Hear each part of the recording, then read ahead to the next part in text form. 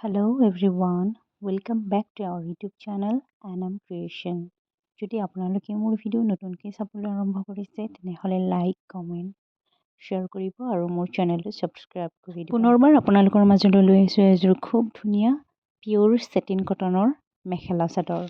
কাপোৰযোৰত মই ৰেড কালাৰটো বেছি হাইলাইট কৰি দিছোঁ কাৰণ কাপোৰযোৰৰ ব্লাউজ পিচটো কণ্ট্ৰাষ্টত আছিল ৰেড কালাৰত। তো ক্লাইণ্টেও তেনেকুৱাকৈ বিচাৰিছিল। কাপোৰযোৰত মই ফেব্ৰিক কালাৰ ইউজ কৰিছোঁ, লগতে ফ্লাৱাৰলেছ এপ্লিক ইউজ কৰিছোঁ।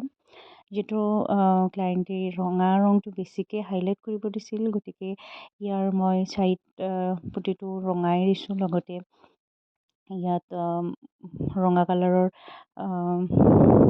বৰ্ণালী পাট সূতা ব্যৱহাৰ কৰি মই ধুনীয়াকৈ গুঠিও দিছোঁ। এয়া কাপোৰযোৰৰ ব্লাউজ পিচ, লগতে কাপোৰযোৰ কেনেকুৱা লাগিছে আপোনালোকে কমেণ্ট কৰি জনাবচোন। কাপোৰযোৰৰ এই ডিজাইনটোত বেছি ভাল লাগিবৰ বাবে মই ইয়াত ধুনীয়া ধুনীয়া ষ্ট'নবোৰ ব্যৱহাৰ কৰিছোঁ। লগতে ইয়াৰ পাতবোৰত মই গল্ডেন কালাৰৰ হাইলাইটাৰ ব্যৱহাৰ কৰিছোঁ, যাতে ডিজাইনটো আৰু দেখিবলৈ বেছি ধুনীয়া হৈ যায়। কাপোৰযোৰত যিহেতু মই গল্ডেন গ্লিটাৰ ইউজ কৰিছোঁ, গতিকে কাপোৰযোৰৰ আঁচলটো দুইফালে মই গল্ডেন কালাৰৰ লেচ লগাই দিছোঁ, যাতে কাপোৰযোৰ দেখিবলৈ আৰু বেছি এট্ৰেক্টিভ হয়। ভিডিঅ'টো সম্পূৰ্ণকৈ চোৱাৰ বাবে আপোনালোক সকলোকে বহুত বহুত ধন্যবাদ। আহিবলগীয়া ভিডিঅ'বোৰ চাই থাকিব। বাই।